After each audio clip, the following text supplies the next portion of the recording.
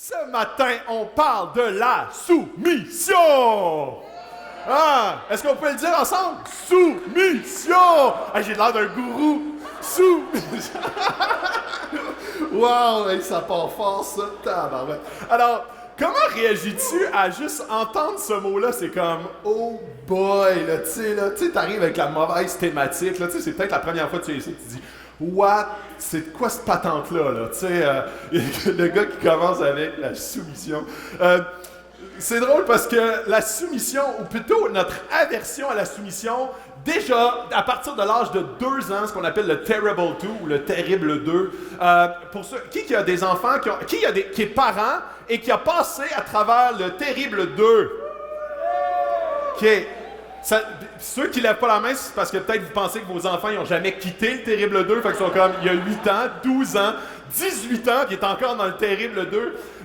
Le Terrible 2, pour vous dire que c'est quoi les caractéristiques, c'est que tu t'affirmes, tu apprends à dire non, et là, ça a l'air cute, comment je le dis, là, mais c'est complètement difficile. Hier, je parlais avec un de mes amis, qui, son garçon a 2 ans et 2 mois, je vous le dis, ça arrive vraiment à 2 ans, là, et il dit, dans l'avant-midi, il a pris un espèce de bibelot qui était sur une table, il l'a lancé dans la face de son frère pour aucune raison, et là, il s'est fait chicaner, mis dans le coin, là, c'est pas correct, son frère, il était comme un gros bleu. Et là, 1h60 plus tard, c'était la manette de PlayStation, sur l'autre bord, pang! Et là, genre, son frère, il pleure encore, 2 grosses pocs ici, et Terrible 2. Il s'affirme, non, des crises, des bacon. Les bacon, là, ça vient de Terrible 2. Alors, c'est là que ça frie, là, tu sais, t'arrives à l'épicerie, puis ça frie à terre, là. Bon, ben, Terrible 2. Alors, ça, c'est le refus de l'autorité. Mais l'enfant prend conscience que, hey, j'ai de l'autonomie et je peux refuser que mes parents soient l'autorité. Alors, non, je refuse. Bacon, c'est ça la solution. Et là, des fois, ça marche. Des fois, c'est lancer un objet. Des fois, c'est une crise. Des fois, c'est comme... Surtout quand il y a d'autres mondes autour, ça marche encore plus. Puis ça, ils l'apprennent assez vite.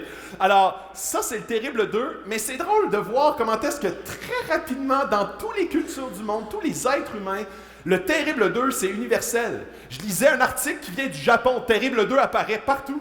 En Afrique, même affaire. En France, en Europe. Le Terrible 2 dans toutes les langues du monde, dans toutes les cultures du monde. D'emblée, l'enfant naît en s'enlignant vers le Terrible 2. Et c'est assez intéressant de voir comment est-ce que l'être humain, il a en aversion la soumission, d'emblée. C'est comme si... La soumission, c'est de se mettre sous l'autorité de quelqu'un d'autre. C'est ça que ça veut dire la soumission. Et vous allez comprendre pourquoi le passage aujourd'hui, on va parler de soumission. Je vais parler de différents éléments de la soumission. Je vais parler de toutes sortes de choses qui touchent à la soumission. Et c'est drôle que ce soit Pierre qui adresse ça, parce que Pierre, c'est certainement la personne qui avait le plus de difficultés avec la soumission. Juste donner quelques exemples. Dans Marc 14, c'est Pierre qui dit à Jésus, il dit, moi, les autres vont partir, moi je vais être le seul qui jamais ne te quittera. Et Jésus qui dit, ouais, mais tu vas me renier avant que le coq ait chanté. Et tu sais, même devant l'autorité de Jésus, la soumission devant Jésus, il dit, je m'en vais mourir. Non, tu ne mourras pas. Et il sort son épée, c'est drôle parce que quand Jésus vient se faire arrêter, et il tranche l'oreille, dans le fond, c'était la première fois que ça me marquait, il tranche l'oreille du serviteur du prêtre. Puis dans le fond, le serviteur du prêtre, c'est le seul qui n'est pas armé. T'sais, un serviteur de prêtre, il n'est pas armé. Les autres sont armés. Fait que là, tu vois, mon Pierre, il est comme, OK, lequel qui mesure 4 pieds 8, parfait, pas d'épée. Là, le pauvre petit serviteur du prêtre, il est là, pas d'oreille, Jésus guérit ça. Alors, tu sais, tu vois que la rébellion, le Terrible 2, Pierre, il l'a encore à, je sais pas, 40 ans. Pierre et Marc, puis ça, c'est la première fois aussi que je prenais conscience. Saviez-vous que l'évangile de Marc, c'est une collaboration entre Pierre et Marc? Marc, c'est un jeune. Marc n'est pas un disciple de Jésus.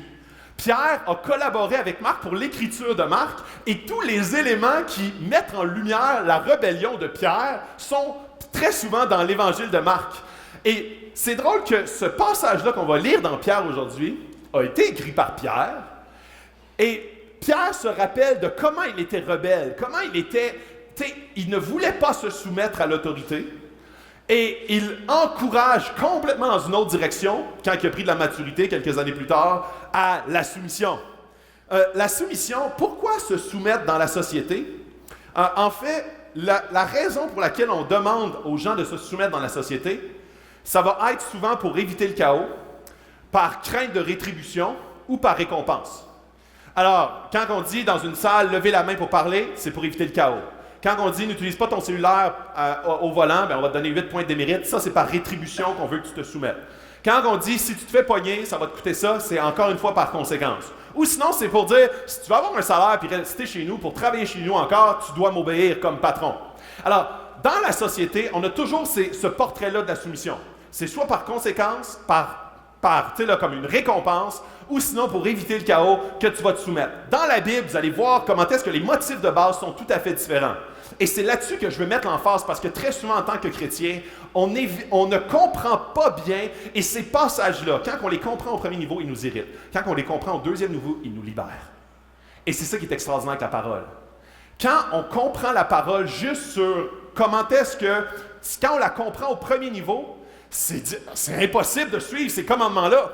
Quand on les comprend au deuxième niveau, on comprend beaucoup plus le fond de l'histoire. On comprend le motif, la puissance avec laquelle ça se met en action. Et ça change toute la donne. C'est assez spécial de voir que dans notre société, la rébellion fait partie de nos fondements. Même, c'est assez fondamental dans notre société que d'être en revendication de ce qui est en autorité. Notre pays a été bâti comme ça. Même les États-Unis et le Québec ou le Canada ont été bâtis en étant rebelles à la colonie française ou anglaise. Et là, après ça, il y a eu tout ce mouvement de rébellion, de revendication. Et même aujourd'hui, ça fait encore partie de nos racines. Comment est-ce que dans une table au dîner, à votre travail, c'est populaire de parler contre les décisions gouvernementales? C'est comme, d'emblée, là, c'est comme si tout le monde est d'accord d'être contre ce que le gouvernement fait. Peu importe les décisions qu'il prend. Peu importe, rouge, bleu, libéral, Québec solidaire, de gauche ou de droite, toujours c'est une bonne discussion à dire « Ah, ils sont donc bien... » On les prend toujours comme des idiots, puis c'est accepté dans notre société. Parce que la revendication fait partie de notre pays. Et c'est là-dessus que je veux vous amener à être illuminé sur l'arrière-plan de ce passage-là. Ce qui est hyper important de comprendre. Parce que sinon, on fait juste suivre la vague de notre société sans être transformé et que notre intelligence soit renouvelée avec un nouveau programme complètement, celui de Christ. Alors, je commence plutôt.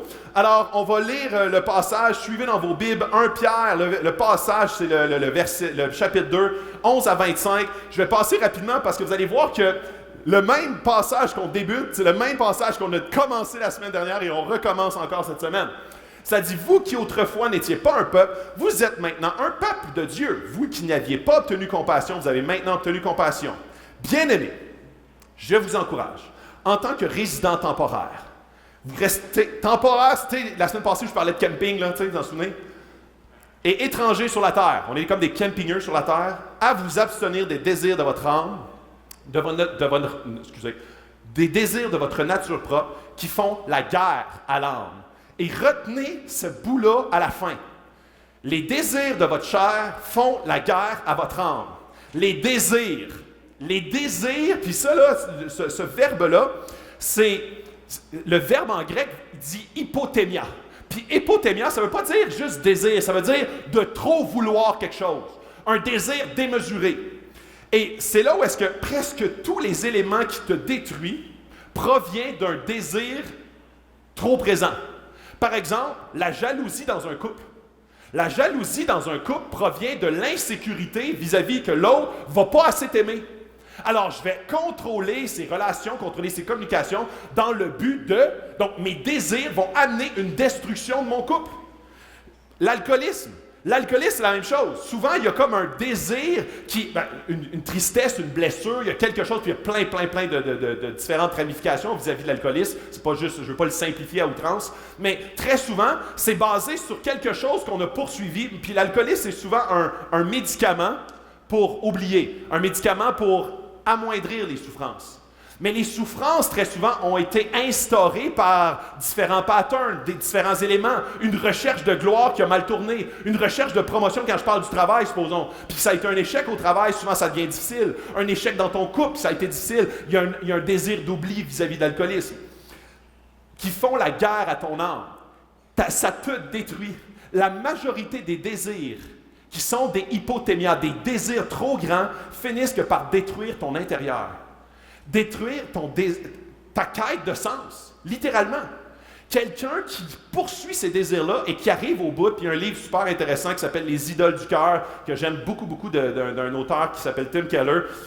Il est à la table de livres si jamais vous voulez avoir un bon livre en début d'année, qui parle justement comment est-ce que toutes ces idoles, les éléments qu'on poursuit, ces désirs qui sont hypothémias, finissent que par faire la guerre à notre âme, qui finissent que par nous détruire. Il commence en disant, si vous oubliez que vous êtes ici des campineux temporaires, vous allez oublier également que vos désirs primaires, naturels, quand ils sont mis au devant vis-à-vis des désirs de foi, des désirs spirituels, vont amener une guerre à ton âme qui va finir que par te détruire. Alors, ça serait impossible ce matin de comprendre la soumission et l'obéissance sans comprendre l'aspect de ton âme. Qu'est-ce qui comprend l'âme?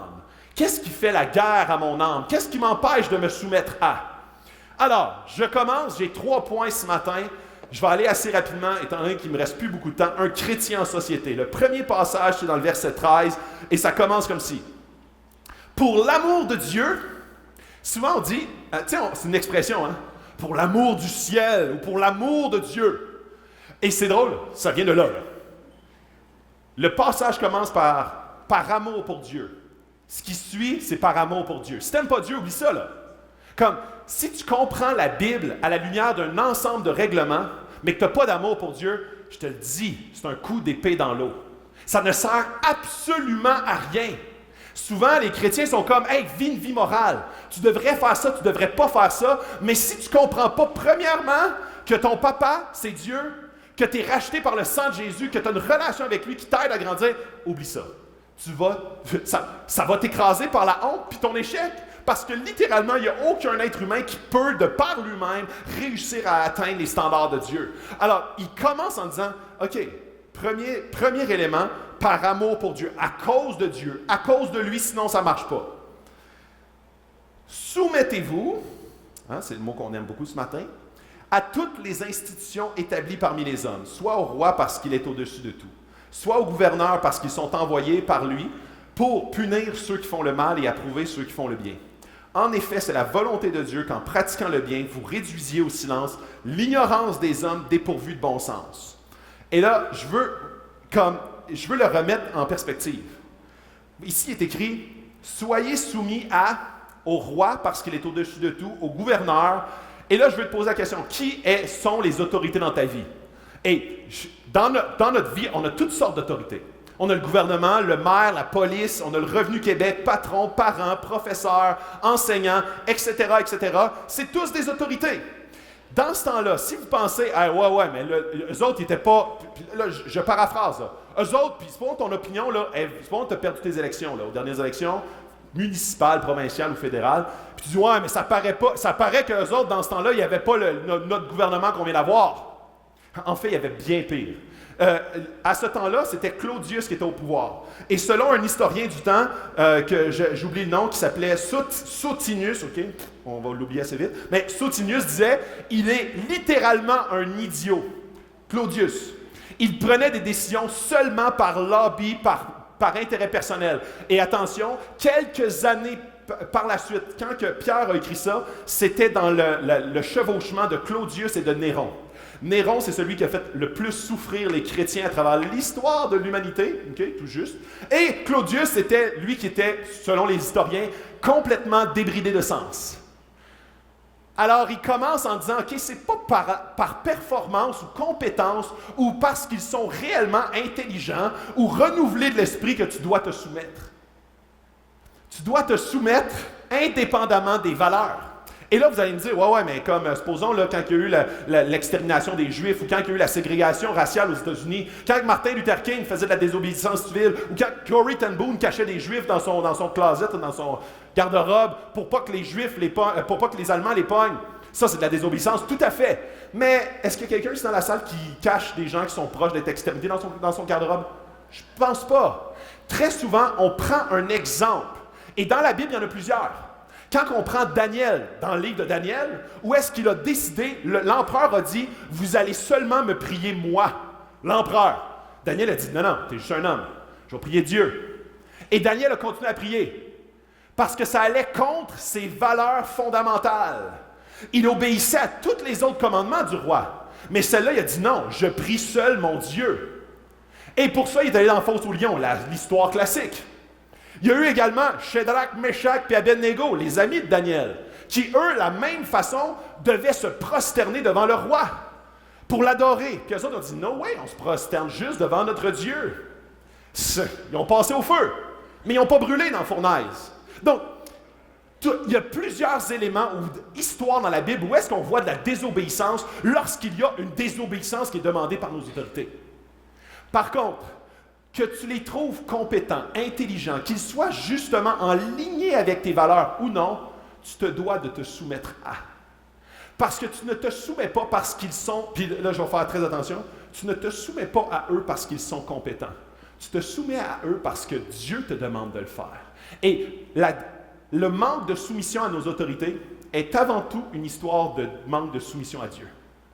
Ça n'a pas rapport avec, puis très souvent on dit, ouais mais hey, non, je vais en parler plus tard parce que ça s'en vient plus tard. Fait que, et c'est là où est-ce que... je continue, OK? Conduisez-vous comme des personnes libres, mais votre liberté ne doit pas devenir comme une couverture pour cacher des actes mauvais. Conduisez-vous plutôt comme des serviteurs de Dieu. Et là, il dit, vous êtes libres. Il n'y a personne qui peut dire, moi là, il n'y a pas d'empereur qui peut dire, tu te prosterneras devant moi. Tu ne peux pas, parce que ton seul Dieu, c'est Dieu. Tu es libre, tu es complètement libre. Mais cette liberté-là ne doit pas camoufler une désobéissance, ne doit pas camoufler un manque de soumission, ne doit pas camoufler un mépris envers quelqu'un qui n'a pas les mêmes valeurs que toi. Très souvent, envers notre patron, envers la police, envers toutes les institutions mises en autorité, on va avoir tendance à dire « Ouais, mais ils n'ont pas les mêmes valeurs, donc je me rebelle. » C'est correct que je n'obéisse pas, puis on le fait d'une façon assez subtile, on ne le fait pas de façon comme nécessairement de front, mais très souvent, on manque de soumission vis-à-vis des valeurs qui sont très différentes. Et à cause des valeurs qu'on pourrait qualifier comme caractère ou leur attitude ou compétence, on ne se soumettra pas sous, étant donné qu'ils ne le méritent pas. Mais Dieu, ce qu'il nous demande, il dit, non, je ne te le demande pas parce qu'ils le méritent, je ne te le demande pas parce qu'ils sont compétents, je ne te le demande même pas parce qu'ils ont des bonnes valeurs, je te le demande parce que tu es une lumière dans ce monde de ténèbres. Et tu vas amener, conduisez-vous plutôt comme des serviteurs de Dieu. Et là, il continue en disant, ayez du respect pour tout le monde, aimez vos frères et vos sœurs chrétiens, craignez Dieu, respectez le roi. Regardez comment est-ce que ça, c'est comme une gifle, particulièrement au roi, indirect, vous allez comprendre pourquoi. Ayez du respect pour tout le monde. Pour tout le monde, tous les êtres humains. Même, puis là, je peux aller assez loin là-dedans. Là. Ayez du respect pour tout le monde. Même les êtres humains qui ne méritent pas de respect selon ton opinion. Puis là, je vais dire un terme, là, puis là, tu vas dire, wow, là, tu pousses loin. Est-ce que tu as du respect pour les gens qui pédophiles? Des gens qui ont violé des gens? Wow, là. Wow. Je te dis, si j'en pognerais un, là, je te le zigouillerais de là. Je suis pas capable! Ayez du respect. Sais-tu quoi? Notre perception vis-à-vis des êtres humains, puis là, je suis allé dans des thèmes qui sont comme, socialement, là, qui sont inacceptables. Si j'allais vers comme des gens qui font très méchants, qui font de la médisance continuellement, qui envoient promener tout le monde, tu sais, comme un de tes collègues, ton pire collègue au travail, OK? Juste lui. Très souvent, on va avoir tendance à voir comme si ces gens-là ne méritent pas ton respect. Mais qu'est-ce que tu veux dire par respect, Philippe? C'est que chaque personne sur cette terre a été créée à l'image de Dieu et Dieu les aime. Et Dieu a envoyé son Fils parce qu'il les aime. Il est mort pour eux parce qu'il les aime. Et il est prêt à les racheter s'ils se tournent vers lui. le pire sur cette terre, comme le meilleur selon ta perception. Dieu les aime et il a été créé à son image. Très souvent, on dit, moi, ma morale est plus élevée. Alors, eux n'ont pas mon respect, ceux qui sont plus hauts que moi ont mon respect, ceux qui sont comme dans la même boîte que moi, jusqu'à un certain niveau, ils ont mon respect, mais passer cette barrière-là, oublie ça. Si je pouvais là, les éliminer de la terre, je le ferais. Si je pouvais peser sur un piton, je le ferais. Je n'aurai jamais de respect parce qu'ils ne le méritent pas. Mais sais-tu quoi? Le salut, tu ne le mérites pas non plus. Dieu a donné sa vie quand toi, tu ne le méritais pas non plus. Souvent, c'est parce qu'on se voit quand même bon, puis on dit « Hey Dieu, by the way, je pourrais croire en toi, puis tu pourrais me donner ton salut, ça serait un bon trade, ça serait un bon échange, tu sais. Je suis une personne assez morale, je rajoute Jésus là-dedans, puis ça fait comme ça fit. Un pédophile, par contre, jamais de la vie, Jésus, il cracherait là-dessus. Non. Le larron sur la croix, vous en souvenez? Hein? Un meurtrier. Aujourd'hui même, tu seras au paradis avec moi. Ayez du respect pour tout le monde. Le pire individu que tu connais en ce moment dans ta vie, pense-y, là, mets l'image là, dans ta tête. Le pire, je ne parle pas d'Hitler, là, dans ton entourage, n'importe qui, là. Je veux un vrai nom. Dans ta tête, qui parle, dis-le pas. Aie du respect. Prie pour lui. Aime tes ennemis. Ça, c'est les paroles de Jésus. Pour tout le monde, aimez vos frères et vos sœurs chrétiens. Et c'est là où, ce matin, ce que Jasmin nous a partagé, c'est un exemple de pourquoi est-ce qu'on veut être une famille à l'Église. On veut se supporter dans les épreuves, on veut prier les uns pour les autres. On ne veut pas se pointer du doigt, mais on veut s'encourager vers la bonne direction qui est Jésus. On veut justement avoir une grâce les uns envers les autres et non pas être jugemental les uns envers les autres parce que Dieu a une grâce infinie envers nous. Alors, c'est pour ça qu'on a un amour pour l'Église. Souvent, les gens qui ont de la difficulté à se soumettre dans la société ont aussi de la difficulté à se soumettre dans l'Église. Et je vais en parler dans les autres semaines. Mais la soumission dans l'Église, elle est très apparente. Et c'est pas un gourou, là. C'est pas au pasteur. Oui, les pasteurs sont une figure d'autorité dans l'Église. Sauf que on est appelé à se soumettre les uns aux autres. On est appelé à être soumis les uns aux autres. Éphésiens 5 parle de la soumission les uns aux autres. Alors, la soumission fait partie intégrante du plan de Dieu. Quand on a de la difficulté à se soumettre aux institutions, on a de la misère très souvent à se soumettre à Dieu. Et là, il continue, il dit, « Craignez Dieu. » Ça, c'est dans une autre. Il n'y a personne sur la terre que tu devrais craindre quand tu crains Dieu. Quand tu crains Dieu, tu es comme, qui d'autre je pourrais craindre? Je crains le Dieu 3 fois saint. Il n'y en a plus d'autres après. Fait que je ne craindrai pas le regard des hommes, des femmes, je ne craindrai pas le regard des gens en autorité, des stars de ce monde, des gens qui sont en pouvoir dans ce monde, parce que je crains Dieu. Et là, il dit, respectez le roi, au même niveau que tout le monde.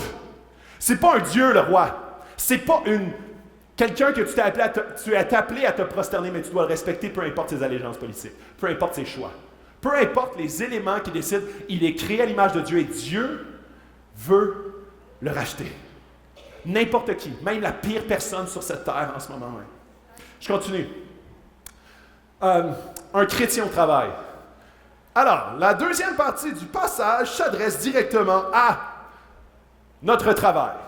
Vous, les serviteurs. Il faut comprendre, quand on parle des serviteurs, on ne parle pas des esclaves comme on l'a vu dans les années 1900. On parle les serviteurs dans ce temps-là étaient il y avait beaucoup de parallèles avec un employé d'aujourd'hui. Serviteurs. Obéissez à vos patrons avec respect. Obéissez non seulement aux patrons qui sont bons et aimables, mais aussi à ceux qui sont difficiles. Difficiles. Vous supportez peut-être des souffrances que vous ne méritez pas. Et cela parce que vous voulez rester fidèle à Dieu. Eh bien, c'est une belle chose. En effet, si vous avez fait le mal, quel mérite avez-vous à supporter les coups? Mais si vous souffrez avec patience, quand vous avez fait le bien, c'est une belle chose devant Dieu. On a un état de droit, naturellement. Sans le savoir, on est encore des terribles deux, mais on a appris à mieux gérer ça socialement. Mais c'est encore très là. Et là, je vais aller assez précisément. Même parmi les chrétiens, il y a une forte tendance à critiquer notre employeur, critiquer notre patron. Et ça, là, quand je vous dis on est dans un état de droit, c'est qu'on rentre dans une job et on est comme, OK, le but, c'est d'être confrontationnel envers ceux qui sont en haut pour avoir plus de mon côté. C'est ça la vie. Alors, je vais essayer de tirer plus sa couverte, et plus fort je vais tirer, et plus que je vais embarquer dans des rapports de force qui vont m'avantager, et plus que je vais gagner dans cette terre. Mais l'affaire, c'est que tu es en camping. Tu es en camping. Et quand tu es en camping, tu n'es pas en train de dire « OK, je suis en train de creuser des fondations de ciment ici sur mon terrain. » Non! Tu restes ses racines parce que tu sais que tu n'en as pas long à faire. Puis ton pays, ton vrai pays n'est pas ici. Ta construction, ta vraie maison n'est pas ici. Alors, tu n'es pas en train de dire « OK, je vais construire mon royaume ici sur cette terre. Alors, mon emploi, mon employeur, mon pays, mon gouvernement vont me servir pour cette quête. » Alors on devient des outils de non-soumission. Et là, on embarque dans ces gamiques-là. Et là, je n'ai pas le temps d'aller assez en profondeur pour aller voir les principes bibliques, mais je voulais en sortir quand même quelques-uns pour que vous ressortiez avec quelque chose d'assez pratique. Et je trouvais ça, puis je suis allé un peu partout dans la Bible, je trouvais ça super intéressant. Ça, c'est le genre de message que j'aime au bout. Quand on est capable de voir à quoi ça ressemble un employé rempli des fruits de l'esprit. Un employé chrétien. Et savez-vous ce que j'ai fait? Je suis allé faire un répertoire où les tops, j'ai pris un top 8. Le top 8, c'est quoi un bon employé? Puis c'est pas selon des sites chrétiens, là. Un top 8 des sites de RH, de ressources humaines, d'embauche, d'employés, c'est quoi qu'on veut comme employé? Et là, après ça, puis je vais vous le montrer, d'accord? Alors, un employé, et ça, j'étais tellement surpris, un bon employé doit être enseignable. Et sais-tu quoi? Pour être enseignable, tu dois être humble. Être humble. Puis là, je veux vous amener dans Proverbe 12:1. Je n'allais pas au tableau, mais vous allez l'écouter, d'accord? Les gens qui aiment les avertissements aiment apprendre. Mais ceux qui détestent les reproches sont stupides. Et c'est drôle parce que Salomon, il pense justement à un employé qui n'est pas enseignable. D'emblée, là, il est en opposition. Il est en réaction. Il est en terrible deux bien camouflé. Deuxième élément, il doit être un bon joueur d'équipe. Et puis en parenthèse, j'ai mis, il est capable d'écoute et d'introspection. Un bon joueur d'équipe, c'est quelqu'un qui est capable d'être à l'aise relationnellement. Il est capable d'être à l'écoute de ce que les autres lui disent. Et j'ai un verset pour vous. Dans Philippiens 2:3. Ayez assez d'humilité pour estimer les autres supérieurs à vous-même. Si tu ne fais pas ça, ça va être impossible d'être un bon joueur d'équipe parce que tu vas vouloir tirer ton épingle du jeu de ton équipe. Tu vas vouloir utiliser tes partenaires pour pouvoir gagner dans ton équipe. Tu vas pouvoir remettre les standards à tes standards plutôt que les standards de l'équipe. Tu joues pour toi dans une équipe que vous êtes plusieurs. Ensuite, le troisième, intéressant, la maîtrise de soi. La maîtrise de soi qui est un fruit de l'esprit direct, là. Et c'est dans Galates 5:22, et le fruit de l'esprit, c'est la maîtrise de soi. Et j'étais surpris de voir ça. Pourquoi ça? Ça retombait dans des sites de ressources humaines. Parce que les gens qui ont de la maîtrise sont capables de ne pas rentrer en conflit et de démarrer au quart de tour. Ils sont capables de ne pas être des soupes au lait. Ils sont capables d'être tempérés lorsqu'il y a des crises. Ils sont capables de retenir la colère qui monte. Maîtrise de soi. Le prochain, travaillant.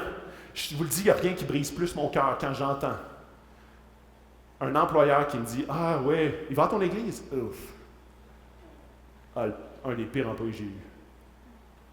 Paresseux. Rentrait pas à job. Pas fiable.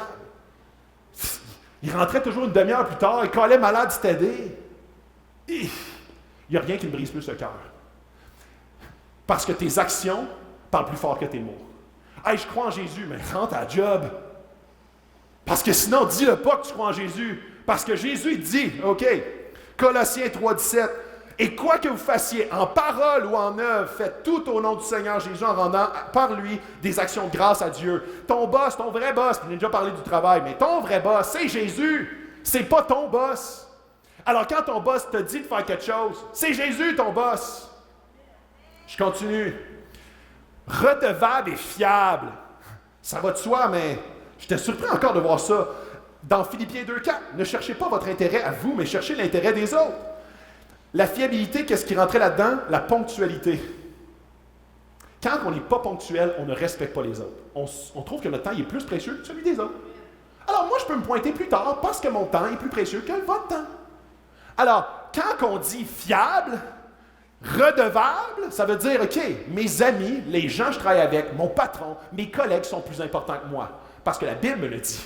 Parce que la Bible me dit d'orienter. Je dois être un leader serviteur. Et non pas un leader qui dit, moi, je veux que le monde se prosterne devant moi. Je veux que moi me prosterner devant les autres. Quand je dis prosterner, je ne veux pas dire adorer, je veux dire être au service des autres. Comme Jésus a été au service quand il est venu. Ensuite, ouverture. Ouverture. Je trouvais ça intéressant également. C'est des gens qui vont être humbles, ceux qui sont ouverts. Dans 1 Pierre 3,8 qu'on va voir la semaine prochaine. Enfin, soyez tous animés des mêmes pensées, des mêmes sentiments, pleins d'amour fraternel, de compassion et d'humilité. Pour être ouvert, il faut que tu sois ouvert, il faut que tu sois rempli d'humilité pour être ouvert aux critiques. Être ouvert à ce que les gens ont à te dire sur ce que tu pourrais améliorer. Ensuite, intègre et motivé. On s'entend, l'intégrité, ça fait partie de... ça va de soi. L'intégrité des hommes droits les dirige, mais les détours des perfides causent leur ruine. Voyez comment est-ce que le chrétien est appelé à être soumis. Mais qu'est-ce que ça veut dire la soumission? C'est d'être un employé qui rayonne. Et non pas un employé qui veut juste siphonner pour construire son royaume ailleurs. Le royaume, il est dans le futur. Dieu nous a dit, cherchez d'abord le royaume de Dieu. Et tout le reste vous sera donné après. Mais quand tu t'orientes ton regard dans la direction du royaume de Dieu, tu n'es pas en train de vouloir construire ton royaume ici. Alors, tes finances deviennent au service du royaume de Dieu. Tes talents deviennent au service du royaume de Dieu. Tout devient dans ta vie au service du royaume de Dieu. Si j'ai besoin de m'oublier, de souffrir pendant un peu de temps, si j'ai besoin d'oublier, tu sais, comme de me faire violence dans un endroit où est-ce que je ne suis pas reconnu à ma juste valeur pour le royaume de Dieu, gloire à Dieu. Parce que ce pourquoi je suis ici sur la terre, c'est pour Dieu et non pour moi. Alors, si tu n'as pas d'amour pour Dieu, pour faire toutes ces choses-là, c'est impossible. Impossible. Et c'est là que j'arrive déjà à ma conclusion. Ah, ça, je trouvais ça tellement fort. Charles Spurgeon, qui dit, un des plus grands prédicateurs de l'histoire, qui dit, le chrétien doit travailler comme si tout dépendait de lui et prier comme si tout dépendait de Dieu. C'est ça la foi. C'est un chrétien ne peut pas s'asseoir sur sa foi en disant « Ah, moi, je suis racheté, moi, ça va bien, moi, ce qui est important, c'est l'Église. » Non, non. L'affaire, là, c'est que Dieu te demande d'être un bon et fidèle serviteur. Et ça, c'est du lundi au dimanche, pas juste le dimanche matin. C'est dans toutes les sphères de ta vie. Même à la maison, s'il y a des gens qui sont des mères ou des pères au foyer, Dieu te demande d'être un bon et fidèle serviteur, d'être un intendant de son royaume. Tu es en train de coacher, d'éduquer des gens et des hommes et des femmes de Dieu qui vont poursuivre son royaume. Tu es en train de travailler pour le royaume de Dieu. C'est sérieux ce que tu fais. C'est important ce que tu fais. C'est glorieux ce que tu fais. Parce que ton boss, c'est pas toi au regard de toi, c'est Dieu qui te regarde toi. L'appel du chrétien. Faites tout sans vous plaindre. Ça, c'est dans Philippiens 2,14 qui dit « Faites tout sans vous plaindre et sans discuter. Ainsi, vous serez innocents, on n'aura rien à vous reprocher, vous serez des enfants de Dieu sans défaut, au milieu des gens malhonnêtes et mauvais. Parmi ces gens-là, vous brillez comme des lumières dans le monde. » On est appelé à briller. On est appelé à briller pas parce qu'on est rémunéré. On est appelé à briller parce que notre patron, c'est Jésus. Parce que notre Dieu est glorieux. Parce qu'il nous a tout donné. Il nous a donné beaucoup plus qu'un salaire. Il nous a donné la vie éternelle. Il nous a donné une foi, un espoir, un sens à notre vie. On travaille parce qu'on est à son service. On ne travaille pas pour une rémunération. Puis là, je sais que des fois, ça peut dire, mais là, qui paye ta bouffe? C'est-tu ton salut? Je le sais, on vit dans un vrai monde. Sauf que derrière, et c'est ça la foi, c'est ça la spiritualité, c'est ça d'être au service de Dieu et de croire en Dieu. Ça veut dire que les dimensions spirituelles ont un impact dans ma vie physique. Si les deux sont séparés, il y en a un qui perd son sens. Puis de manière, la pratique du chrétien devient juste une pratique, sans fondement et sans cœur. Je veux vous raconter cette histoire. Dans le fond, il y en a qui ont écouté le film Pearl Harbor avec le beau Ben Affleck.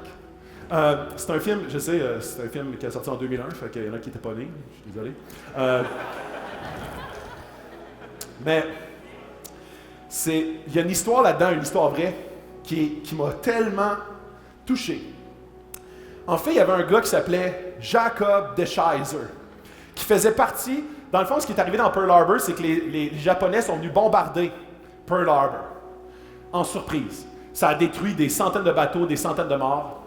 Alors les Américains ont fait l'opération Doolittle, qui était de mettre des bombardiers ensemble, une quinzaine de bombardiers pour aller bombarder le Japon directement. Il fallait que les bombardiers soient légers pour décoller d'un porte-avions, ce qui n'avait jamais été fait.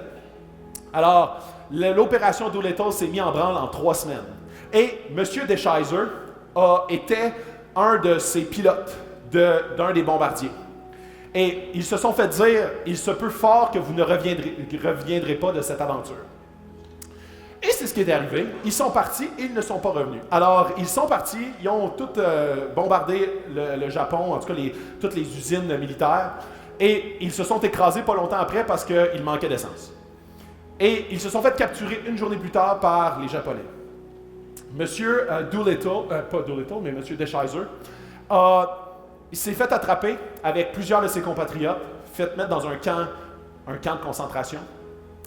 Et pendant 34 semaines, il a été mis en isolation, tout seul, sous-nourri, battu sévèrement. Plusieurs de ses compatriotes ont été fusillés sur le coup. Et il a été mis en captivité pendant 40 semaines. Pendant 40 semaines pour par la suite être libéré. Pourquoi est-ce que je vous raconte cette histoire-là? Je veux vous raconter ce qui s'est passé dans sa captivité. Pendant sa captivité, Deschizer a persuadé l'un de ses gardes de lui prêter une copie d'une portion de la Bible. Il l'a persuadé en étant amical, respectueux, malgré qu'il était son bourreau, tout au long de sa captivité. Bien qu'il n'ait eu en sa possession ce bout de Bible que pendant 3 semaines, il a vu ces messages comme la raison de sa survie et a décidé de devenir un fervent chrétien. Sa conversion comprenait l'apprentissage de quelques mots de japonais et le traitement de ses ravisseurs avec respect, ce qui a amené les gardes à réagir de la même manière envers lui et à lui laisser la vie sauve. Après sa libération, Deschizer entra au Seattle Pacific College, un collège chrétien associé à la dénomination méthodiste libre, et commença à étudier pour devenir missionnaire, pour finalement revenir au Japon avec sa femme Florence en 1948. Deschizer, le Doolittle Raider qu'on l'appelait, qui a bombardé Nagoya, a rencontré le capitaine Michio Fuchida, qui a dirigé l'attaque de Pearl Harbor, devenant des amis proches. Fuchida est devenu chrétien en 1950 après avoir lu un tract écrit sur Deschizer intitulé « Prisonnier du Japon ». Il a passé le reste de sa vie comme missionnaire en Asie et aux États-Unis. À l'occasion, Deschizer et Fuchida ont prêché ensemble en tant que missionnaires chrétiens au Japon. En 1959, Deschizer a déménagé à Nagoya pour établir une église chrétienne dans la ville qu'il avait bombardée quelques années auparavant. Fuchida est allé aux États-Unis en tant que missionnaire. Et là, j'étais comme, hey, s'il y a quelqu'un que tu ne veux pas respecter, c'est ton bourreau. S'il y a quelqu'un que tu veux envoyer promener, là, en tout cas, sans qu'il le sache parce qu'il va te battre, mais au moins dans tes pensées, c'est ton bourreau. Penses-tu que c'est un bon patron, ça? Non. Est-ce que tu penses que lui, dans la perception de Deschizer, il mérite mon respect? Il est-tu assez compétent, intelligent? Il a-tu les mêmes valeurs que moi? Certainement pas. Mais on est appelé à être des lumières. On est appelé à être des lumières dans un monde de ténèbres. Ça l'a attiré, ça l'a créé un comportement, ça l'a créé une roue, un cercle vertueux de réconciliation. Pendant 35 ans, Deschizer a été missionnaire au Japon, a eu à cœur la nation qu'il a voulu détruire. Il n'était pas chrétien quand il est allé là-bas. Quand Dieu a touché son cœur, il a dit « OK, c'est plus les mêmes affaires qui m'animent. Je suis plus dirigé par la même force qu'au départ. Avant, c'est d'équilibrer. Il faut que je rétribue ceux qui nous ont blessés. Il faut que je gagne ma game. Il faut que je puisse établir mon royaume ici. Eux autres sont venus nous attaquer, on va les attaquer puis on va être quitte.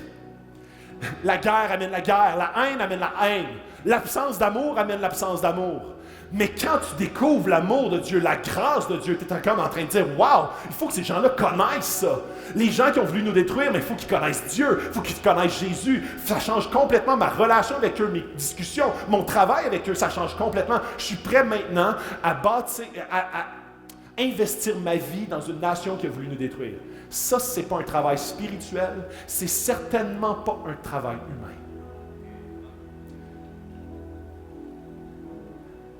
L'appel du chrétien. Je finis ça. Du fait. C'est à cela que vous avez été appelés. Parce que Christ a souffert pour nous, vous laissant un exemple afin que vous suiviez ses traces. Sais-tu quoi? Un appel, c'est toujours dérangeant. Clic, clic, clic, clic, clic, clic. C'est toujours dérangeant. Un appel, c'est toujours pour une raison. Mais sache-le, si je te demande c'est quoi un chrétien, tu vas me dire, ah, mais c'est quelqu'un avec des bonnes valeurs, c'est quelqu'un qui a un certain code de vie. Non. Si tu lis la Bible et tu dis, moi j'aimerais ça devenir un chrétien. Un chrétien, c'est quelqu'un qui aime, qui pardonne, qui va à l'église. Non. Si tu lis la Bible en pensant qu'être chrétien, c'est suivre les enseignements de Jésus, je te le dis, la Bible, ça va t'écraser. Pourquoi? Parce que ça va être impossible. Pour devenir chrétien, tu dois répondre à l'appel. Par la suite, quand tu réponds à l'appel, tu réalises que Dieu, c'est pas juste un concept religieux. C'est pas juste des bons principes à suivre. C'est un nouveau Père, un nouveau cœur, un esprit qui habite en toi, un Jésus qui est mort à la croix pour toi. Ça change complètement la donne. Ça te donne une idée, une nouvelle perception de la grâce et de l'amour, du pardon. Le pardon 7 fois 7, 77 fois, comme Jésus dit, c'est impossible si tu ne reconnais pas à quel point tu as été toi-même pardonné en premier. Je te le dis, si tu n'as pas reçu l'appel en premier, ça sera impossible de respecter ce que Jésus dit de faire. Tu ne voudras pas être un disciple de Jésus. Même ça va t'irriter. Tu vas dire, hey, ça c'est crackpot cette affaire-là. Être soumis au mauvais patron. Puis moi, ça paraît que tu ne connais pas mon patron. Ça paraît que tu ne connais pas les gens autour de moi. Ça paraît que tu n'as pas l'équipe que j'ai. Ça paraît que tu n'es pas payé mon salaire. Si on pense en termes humains, ça fait du sens. Si on pense en termes de chrétien, je réponds à l'appel de Dieu. Dieu transforme mon cœur. Dieu transforme ma perspective du présent. Dieu transforme ma perspective de l'avenir, de son royaume. Et mes relations changent. Et ça, c'est le trajet du chrétien dans la société. Ça, c'est le trajet du chrétien au travail. Ça, c'est le trajet dans toutes mes relations qui vient complètement changer la donne. Et là, par la suite, je peux suivre ses traces. Par amour pour lui et non pas par devoir. Mais l'appel vient en premier. Et après, je suis ses traces. Lui qui n'a pas commis de péché et dans la bouche duquel on n'a pas trouvé de tromperie. Lui qui a insulté ne rendait pas l'insulte, maltraité ne faisait pas de menace, mais s'en remettait à celui qui juge justement. Est-ce que Dieu est ton sauveur? Est-ce que Dieu est ton Père? Et il termine ceci. Lui qui lui-même a porté tes péchés dans son corps à la croix, afin que, libérés du péché, nous vivions pour la justice. C'est par ces blessures que vous êtes guéris, mais pas guéris juste de tes blessures, guéris de ton droit de revendication, de sortir ta pancarte et de dire « Moi, je mérite plus, moi, je veux plus un gros royaume, moi, je veux un plus gros terrain de camping, parce que je le mérite. » Non! Dieu a tout payé et tu as tout en lui. Tu es libre complètement. Tu es libre d'aimer, tu es libre de pardonner, tu es libre d'avoir du respect pour ceux qui, avant, ne méritaient pas ton respect. Maintenant, ils le méritent parce que Dieu, il les a créés à son image et il les aime. Et là, il finit « Vous étiez en effet comme des brebis égarées, mais maintenant, vous êtes retournés vers le berger, qui est quoi? » La boucle qui boucle, le protecteur de ton âme. Tantôt, tes désirs, tu te laisses aller, ça détruit ton âme. Et tu finis la boucle en disant, si je vais à Jésus, si je réponds à son appel, il veut protéger ton âme. Il veut protéger ton âme. En conclusion, la soumission a toujours rapport avec la gloire de Dieu. Toujours. L'obéissance, deuxième point, l'obéissance terrestre a un grand lien avec l'obéissance céleste. Si tu n'es pas soumis sur terre, c'est parce que tu as un problème de soumission dans le ciel. Notre manque de soumission est toujours en lien avec le manque de soumission à Dieu et la poursuite ou la foi dans un motif personnel. L'accomplissement, le prestige, la reconnaissance, les valeurs, l'identité. Nos actions, troisième point, nos actions parlent plus fort que nos paroles. Et dernier point, puis ça boucle bien la boucle avec ce qu'on a entendu par rapport à Jasmine. Notre réaction dans la souffrance parle plus fort que nos actions quand tout va bien. Ça, c'est ce que je veux vous garder en tête. Par rapport au message d'aujourd'hui, on est appelé à être des chrétiens qui sont une lumière, un reflet, qui répondent à l'appel de Dieu, qui font les choses pas par nos propres forces, mais par sa force à lui. Si tu n'es pas convaincu de ce que je dis ce matin, demande à l'Esprit qui te convainc, parce que ça ne sera pas à force de paroles que tu vas avoir de la puissance dans tes agissements. C'est parce que l'Esprit va te convaincre à quel point Jésus t'a aimé, à quel point tu ne le méritais pas et il t'a tout donné. À partir de ce moment-là, ta vie comme Deschizer va être transformée pour transformer d'autres, comme Fujisan. pour devenir des lumières, peu importe la nation, peu importe les gens. Si avant tu ne les respectais pas, Dieu t'appelle à les respecter, à être soumis à ses autorités. On va se lever debout, on va chanter, on va répondre à Dieu par la louange. Que Dieu puisse faire un travail dans notre Église, dans nos cœurs, dans nos couples, dans nos familles, dans nos travaux, dans nos travails, nos jobs. Que Dieu se révèle. Dieu, merci pour ta présence parmi nous en ce moment. Merci parce que ta parole est puissante pour enseigner, pour corriger, pour convaincre, pour exhorter. Merci Dieu parce que tu es un Dieu fidèle. Tu es un Dieu qui donne, tu es un Dieu qui aime, tu es un Dieu qui pourvoit. Dieu, merci pour qui tu es. On veut, Seigneur, ce matin, prendre la communion en se rappelant à quel point Jésus a tout donné et que nous, en retour, on peut tout donner. Dieu, on veut se rappeler à quel point ton sacrifice, il est central. À quel point ton sacrifice, il est tellement suffisant. À quel point ton sacrifice sur lequel est basée notre vie est ancré profondément parce que pour nous permettre de vivre les injustices qu'on va vivre dans ce monde, les différentes difficultés ou souffrances avec foi, dans une foi qui est en toi et non pas dans nos circonstances. Dieu, révèle-toi, transforme-nous.